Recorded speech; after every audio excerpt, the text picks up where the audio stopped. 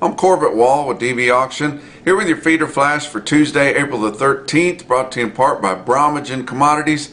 If you guys got cattle turned out this summer and you're going to sell them late in the summer or in the fall, you like that price out there, but you're not sure how you could get them contracted, but you'd like to guarantee that price. Maybe you want to go in there and take a hedge. Maybe you want to speculate on this grain backing up, you know, once they get this stuff in the ground and we have another bumper crop like we do just about every year. Whatever your needs as far as commodities, be sure and get hold of Candy there at BrommagenCommodities.com. You can get her contact information there. She can set you up an account and then you're on your way. Fifth week of gains, can we get that? You know, normally we're not used to gaining ground every week. Every week we have here for the past several weeks. Maybe we can go into 5 weeks of gains. It took us a little while to get off that 114.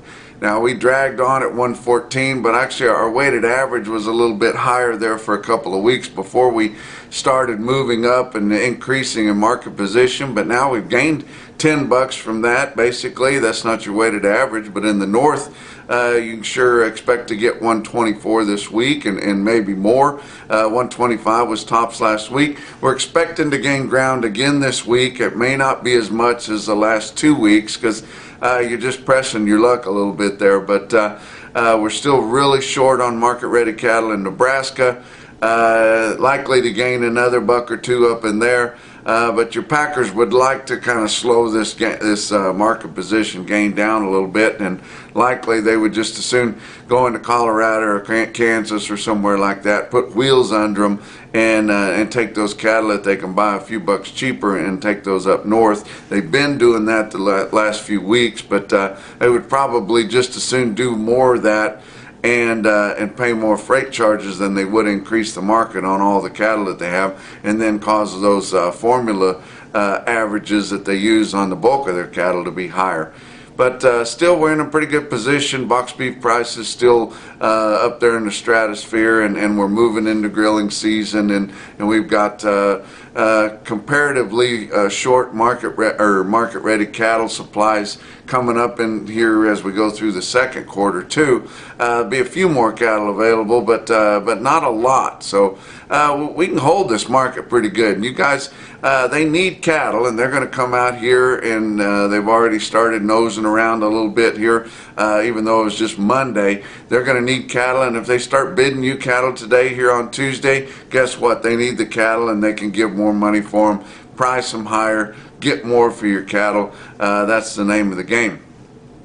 We've got 2 or 3 more weeks here of pretty good receipts moving through your auctions. Now we had pretty good receipts here to start the week out in our high volume sales because the market's been so good, you know, and it continued to gain ground here the last couple of weeks. So if guys had cattle that they were thinking about selling, maybe they were thinking about turning them out themselves, or maybe they want to had a little bit of flexibility. If they had an idea of maybe selling them, likely is they're bringing them in and selling them. You've got a couple of more weeks here, not so much in your double stock regions because they're going to turn their cattle out here this week in the Flint Hills.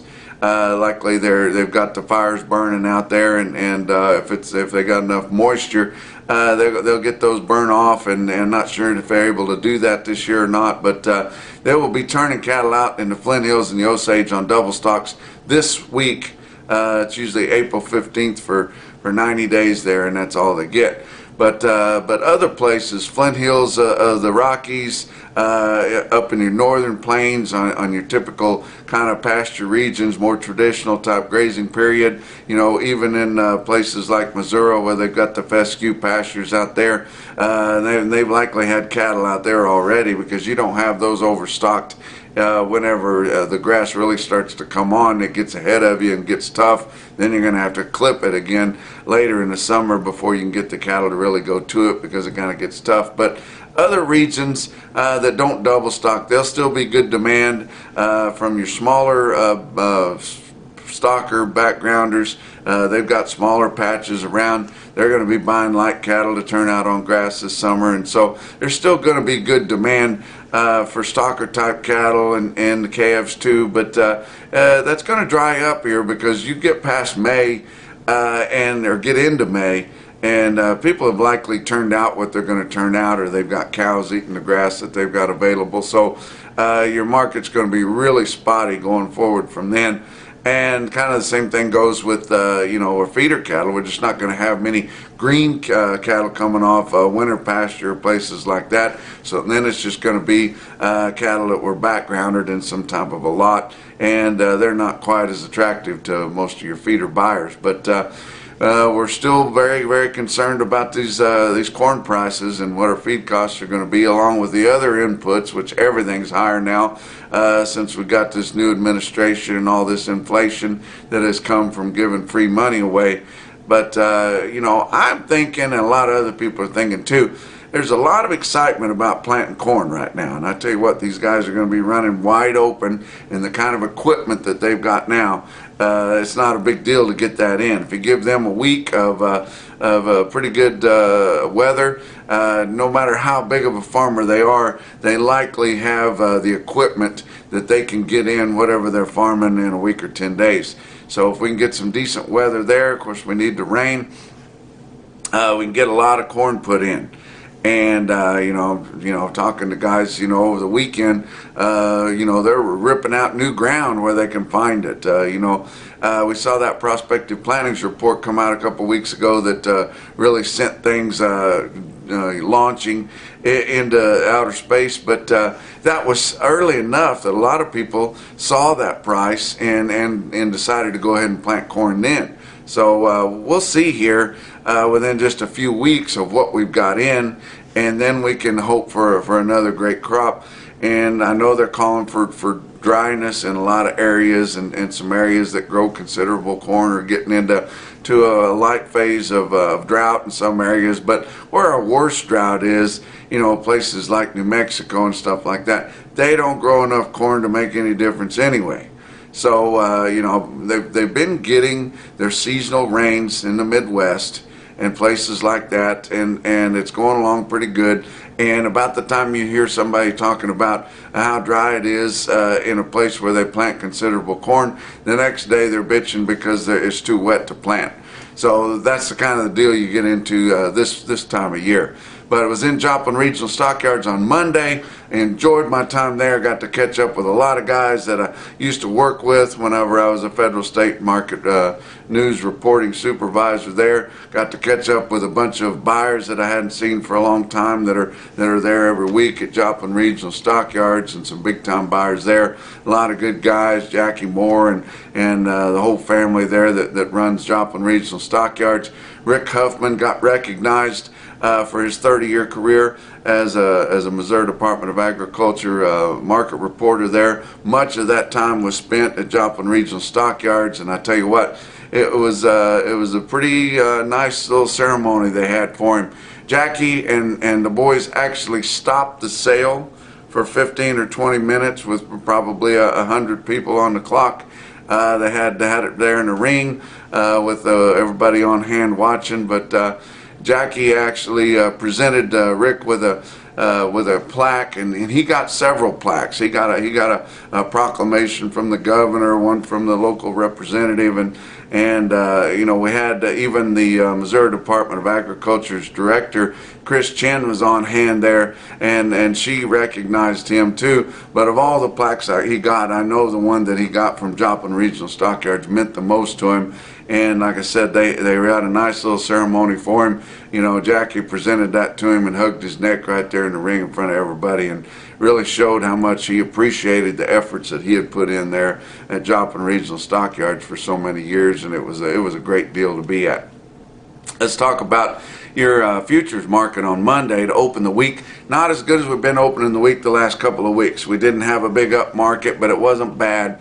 And and you knew the board was going to take a little bit of a breather, especially as we erase that negative basis there, and we're running pretty darn close to par there with your April spot live cattle futures there. So without a big gap on the basis there and things you were expecting, it kind of cooled down a little bit, and it did. April live cattle futures down 70 cents at 122.72. Your weighted average on live steers last week was 122.01.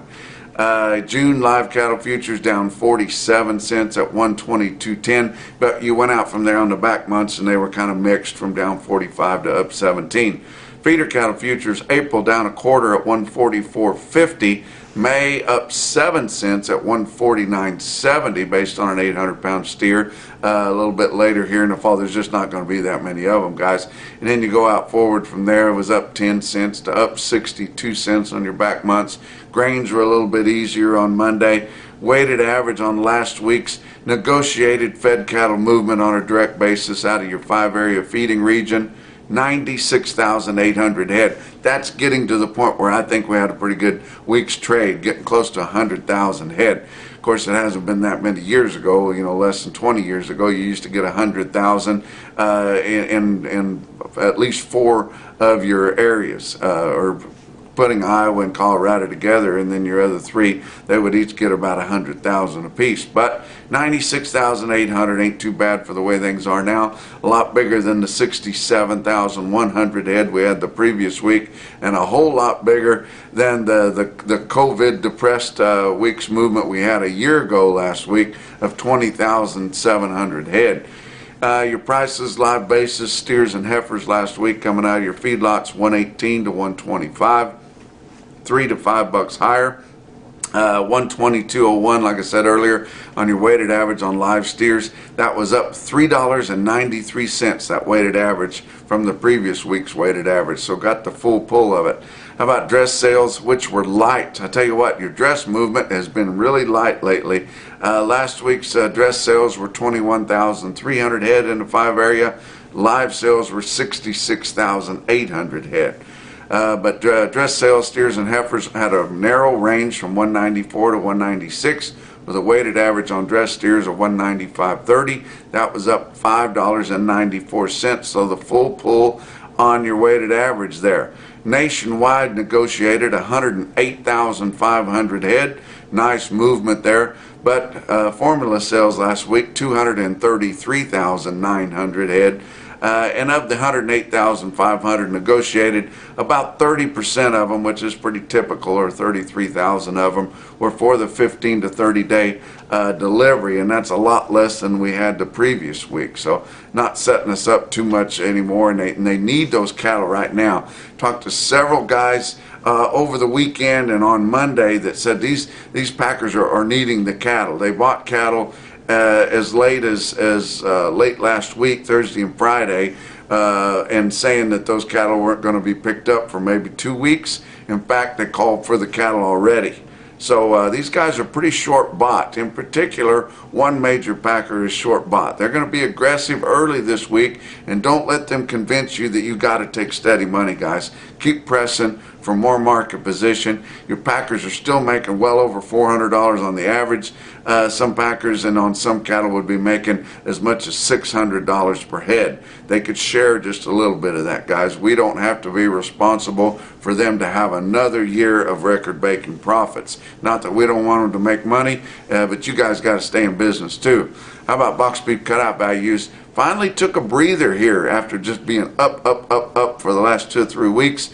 To start out the week on the afternoon sales, Monday choice cuts 271.41, which is still plenty high, but it was down 76 cents from Friday's trade in the afternoon. Select cuts up 209. We've got the narrowest choice select spread we've had for a long time, 266.16 on select.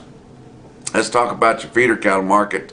Your real-time index on DV auction late in the day on Monday at 144.11, up 21 cents compared to Friday's or the end of last week's sales. Talk about your big sales. How about Oklahoma National Stockyards, Oklahoma City, 11,000 head there. Feeders traded pretty much steady to $3 higher again, so coming back in. And your late week sales last week were higher, but they were consistently higher with what our early week sales, high volume sales were a week ago. So we're gaining ground again this week, guys. Steady to $3 higher. Full advance would be on your heaviest steers weighing 900 pounds and over. How about calves? You know, and most of those are all pretty much soft new croppers, unevenly steady to $2 lower. How about Joplin Regional Stockyards, where I was at? Good run there. 6,300 head, and like I said earlier, Jackie stopped a red hot sale for 15-20 minutes to recognize a state government employee, and you don't see that very often. But steady to $5 higher in Joplin there on all classes, including this one bunch of heifers that I saw that really impressed me. 57 head of feeder heifers, weighed $664 and $147. That's pretty smoky, guys. The best sale that I saw anywhere as a whole in an auction was Russell Livestock in Russell, Iowa. They've been kind of running every 2 weeks. Man, did they have a smoker on Monday. 5,100 head on offer, which is a good big sale. Compared to 2 weeks ago, all the classes were higher, and they ranged from anywhere from steady to $7 higher. But look at this automated market report from Cattle Market Central there at Russell Livestock. Look at your best tested weights of steers, and there were several of them. 595 head of the 5-weight steers, average 555 at 176.30. That includes all of them. 595 of the 6-weight steers, average 656 at 164.70 on a weighted average of all their 6 weights. How about your 7-weight steers? 670 head of them, average 755 at 153.62. And 490 head of the 8-weight steers, averaged 858 at 143.36. Was pretty impressed with 2 loads of 750-pound steers in Russell that bring 157.50. Pretty nice deal there. A couple of individual quotes around the circuit. How about Faith Livestock Auction in Faith, South Dakota? They got a big demand for turnout cattle there too, guys. 87 head, 523-pound steers bring 190.75. But the best quote that I saw anywhere on Monday in your Zach Tran top quote for the day come from Sioux Falls Regional Livestock, Worthing, South Dakota. 83 head, 978-pound steers at 132.75. And that's your feeder flash for Tuesday.